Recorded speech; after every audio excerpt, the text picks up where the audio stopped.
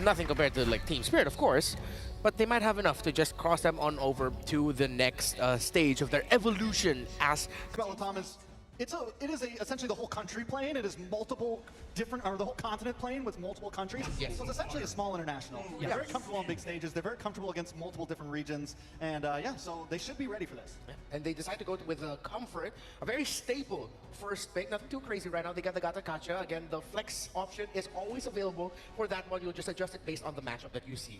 Yeah, usually the Khalid Cho or Valentina +1 would be a response on the red side.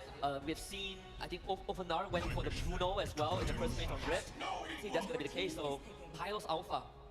Yeah, I mean, with the Suyo gone, the Alpha is one of the next best things to come up. The thing about the Cho is we don't really see Sabo on it that much. It's not a popular pick for him. But on the other hand, Kid Bomba can play it, so it could be something that we could see flexed over if... Oh! We get it, we get Bow it. down to Husky. Bow down to Husky. Bow down to Thank you, Husky. Aurora. We got it. Came involved. And you know, honestly, I was thinking that they wouldn't even consider it because Hylos and Alpha, when I think about it, it's like, oh, would I want to be a YSS here? But apparently Aurora says, yes. Yes, he says YSS. YS, yes. So where do we go from here, right? What does Team Spirit do? We saw Ruby Way earlier. Could be something that could be decent against a YSS. Also the Cho, any kind of real frontline CC that can catch him when he tries to dash in. You want to really try to hook him, hold him in for just a second, and take him out. There's one that I can think of, actually two, but one I prefer, either the Kaja or Franco, if you want suppression, right? That could be a choice. We've seen another option that the Mongols pulled up in the wildcards, which is the Barath XP, although that one is a lot less favorite. But when you talk about long range, Beatrix is kind of the next in line after the Bruno. As we look into the bans now for the second phase of Team Spirit, with them picking the Beatrix, they get to match Marksman for Marksman. You still have the picks of Feshin up in the air.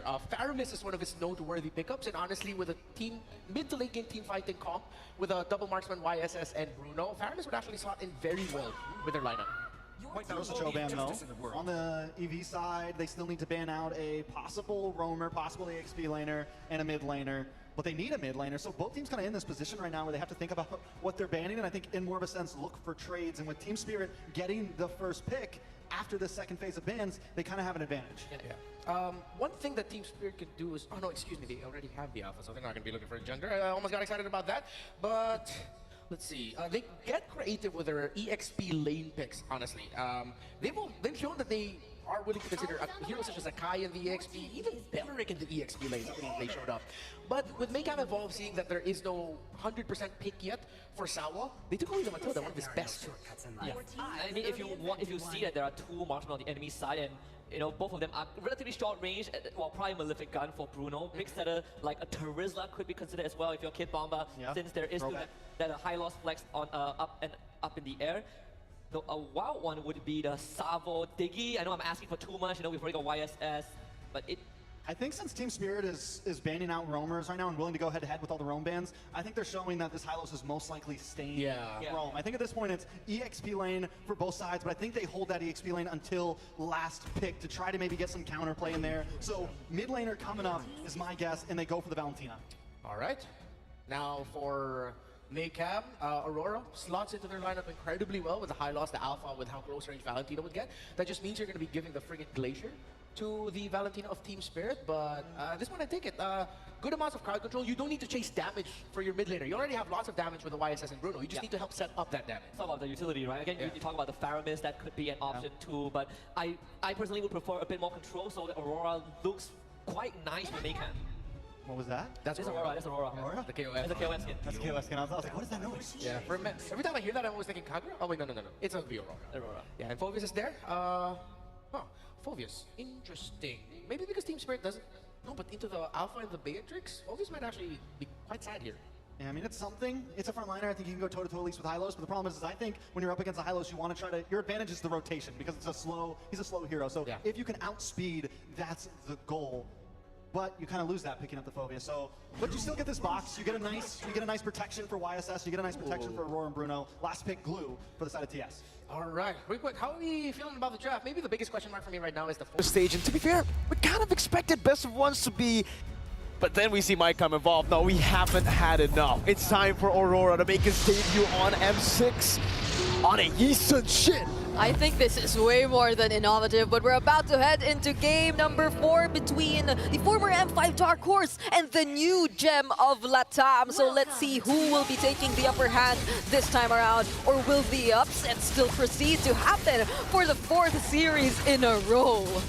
Let's see if the volatility continues here with the picks as well, man. Aurora, I would love to see more picks like this. Just signature picks all around for all you guys to get. But there's something signature that you guys can get too. It's the M6 Pass that's available from the 18th of November all the way to the 29th of December. Go get it right now, boys, because you guys can actually complete all active tasks during the event to reach level 75 for free. Yep, you get a lot of amazing rewards. You get Flood's Battle Emote, M6 Fury, Avatar Border, a lot in store for you, and even the Prime skins, of course. You don't want to miss that. And the figurine. Like, you saw it in the panel area. If you haven't, just check it later on. But there's a Claude figurine you could also claim for yourself if ever you reach the maximum level. So now we're heading back into Maycam Evolve versus Team Spirit. Another thing I like to bring up was how you mentioned the trend of the teams who were put in the blue side, right? Yeah. And right now it's Maycam Evolve who's also on the blue side. Hey man, they have a lot of things against them. Like Spirit, they're on red side, 0% win rate. They're also against the Mirror Curse somehow. So I don't know, man. It's a tough job for them, especially because right now Aurora is doing a good job at farming, and Super Nahuel with Marquinhos. We were looking at these picks. We were thinking about, all right, how are they going to set up for the Yi Sun-shin? It's so far been get Prio in lane, rotate it over to give space for Mr. Aurora. Yep, farming has been the focus for the first few minutes of a Maycam Evolve, and I'm not entirely sure if you'd want to let them freely do that if you were Team Spirit. At least I'd expect some sort of disruption coming in from their side, especially with the glue in their hand, so I'm assuming that we're bound to see a very chaotic team fight take place later on, but it seems like Maycam Evolve, they're really sticking with that idea. They just want to go for the farming in the early stages of the game, and so they'll just let Team Spirit take the early objectives for themselves. It's the calm before the storm. We're going to have a lot of calmness in the early game. Right. Team Spirit, they have such a massive advantage when it comes to just neutral objectives, right? That's an alpha. They have the glue, the Hylos. So, Prio, for sure. For Maycam Evolve, they got a Yi Sun-shin, so it's all really about farming for him. So as long as Nahuel is able to get some space for Aurora, and as long as Aurora continues to farm this way, I think Maycam Evolve are actually pretty happy with the trades. Turtle for farm. Yep. Could this be potentially the game where we find our first blood, the longest first blood? First blood? I don't know, because we're seeing the tempo being very, very slow, and these teams are just being very, very patient. So it's not impossible that they don't really choose to go for a team fight, not unless Kid Bomba, you know Kid Bomba, but Maycam Evolve, they're just really avoidant of all the team fights in the early stages of the game. That's a first item melted gun for Hiko. Marquinhos walking up, Kid Bomba with flicker, slap, pass, finding them back. Session still able to flicker out to safety with the Fissure Glacier to stun Kid Bomba down. But there will not be a full initiation. Hiko will get the double wave in the mid lane, shoving it in and getting a few good shots onto the turret. Yeah, so Team Spirit, they have their own ways of also making sure that they get the necessary farm. And you're right, they get the Malefic Gun priority here for Hiko, but Yurikotsu really just wants to go for all that sustain and that potential extended or long team fights we might be seeing later on, because as we're seeing it right now, nothing's really happening just yet between these two teams. So like, I'm starting to believe this might really be the longest game before we see our first blood. I think that's fair, you know, this is the battle of farm so far. I mean, for Maycam Evolve it is. For Team Spirit, it's all about just playing their game too. It's neutral objective control, waiting for the mid-game power spike, and maybe that's why Hiko went for Mlbb Gun. He just wants to clear the way faster with more range. Yeah, you can actually be in a safer distance when you actually go for the shot. So Prio over the Turtle for Team Spirit. Hiko's already on it. He's the one leashing the Turtle. One shot will be able to just take it away. They don't even need to go for the Retribution. But they're not going to be able to use the Retribution to invade anyways. Maycam Evolve already cleared out the entire top side of the jungle. And I'm wondering, what are the trades that are in mind for Maycam Evolve? Like, what are their plans heading into the next few minutes of this game? Because they haven't been really getting the trades. They haven't been really contesting these objectives. But this might be the first attempt towards an engage for both sides. Bennett's Rage also committed. But then the only priority for Maycam Evolve is to defend. And this is the trade that we're probably talking about. This is why he went for the Mlbb Gun. It's all about getting the shots outside of turret range. Aurora getting a lot of gold though in the bottom lane. That was a trade-off. Spirit still has the gold lead, so it's not really that massive, but Man, the sieging potential on Hiko, he's not stopping. No way. Like, could this be a better way to brute force our way in? But Aurora! So, okay, 5 minutes in. Clock it in. We get our first blood. First blood in 5 minutes. Clock it in. I don't know if that's the longest first blood in M6. It probably is, right? At M6 so far, but in all-time M series, we'll have to check again. Team Spirit are doing a good job. They punish Aurora somehow. Yep. I think that was a split.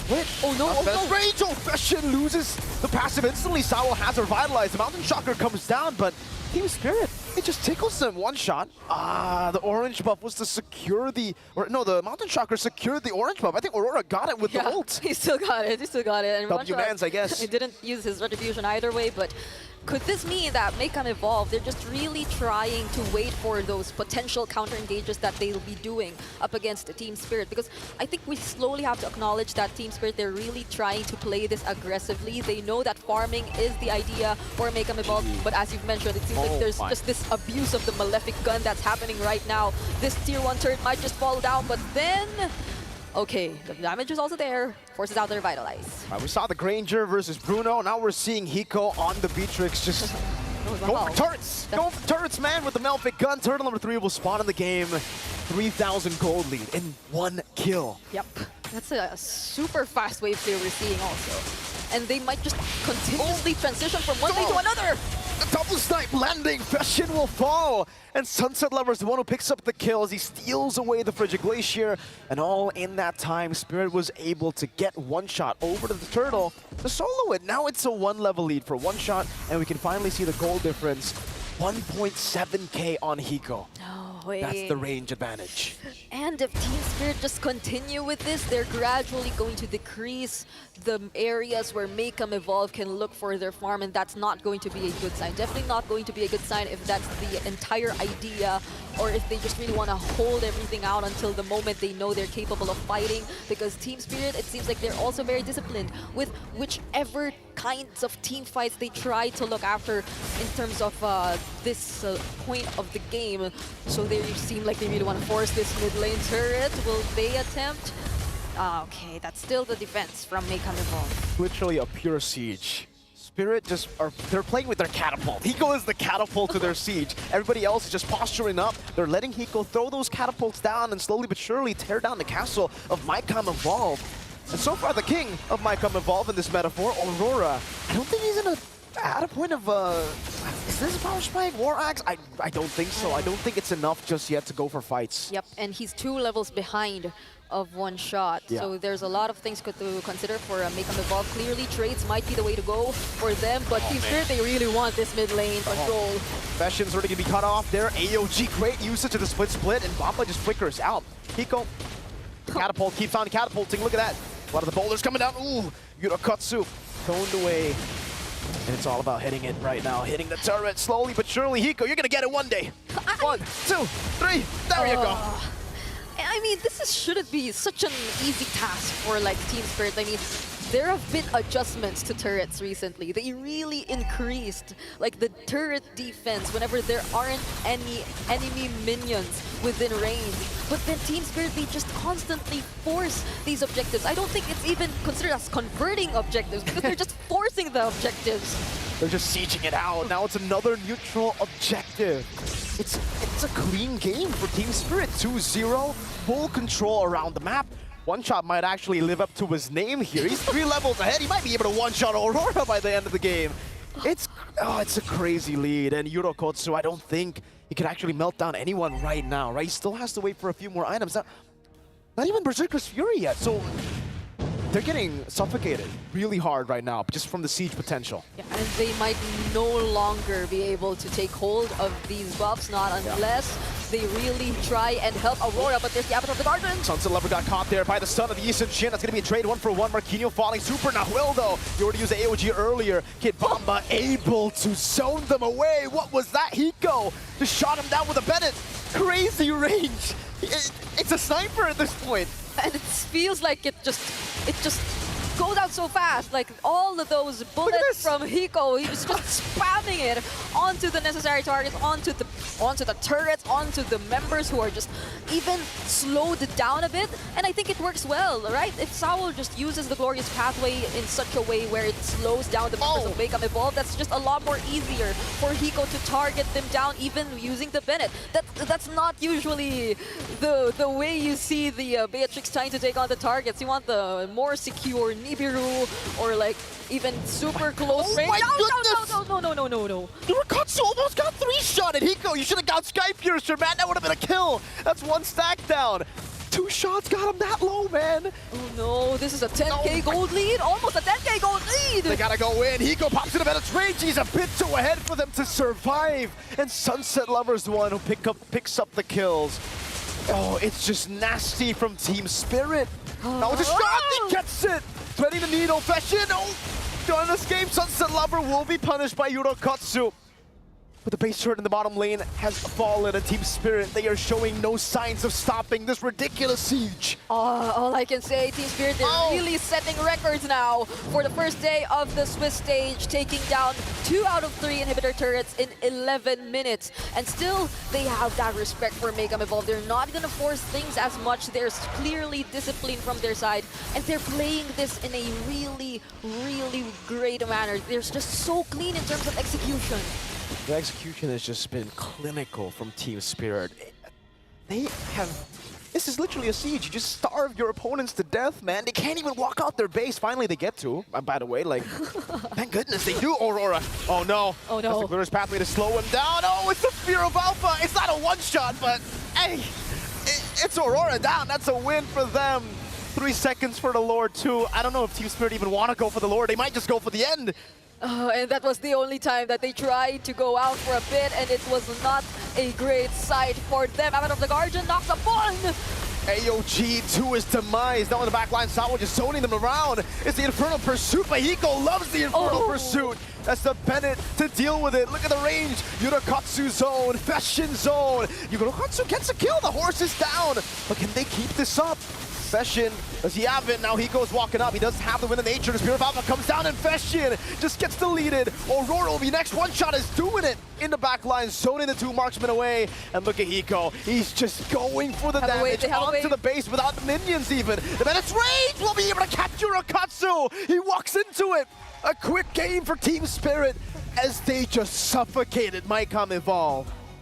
Ended the game in less than 13 minutes and set records for this day.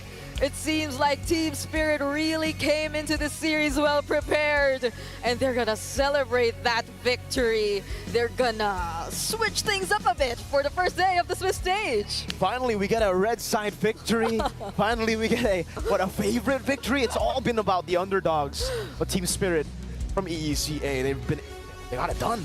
It was up against 2 Auroras, technically, you know? Yeah. Like the double Aurora setup. Aurora the hero, Aurora the player with the Yi Sun Shin. I thought it could work. I thought the volatility could work, you know, could maybe curveball their way to a win. Unfortunately, Spirit were so calm, so composed. We're yet to see more from the new Gem of the Town. For now, let's break things down together with our panel. Really, 4 M-Series appears? 3? Yes.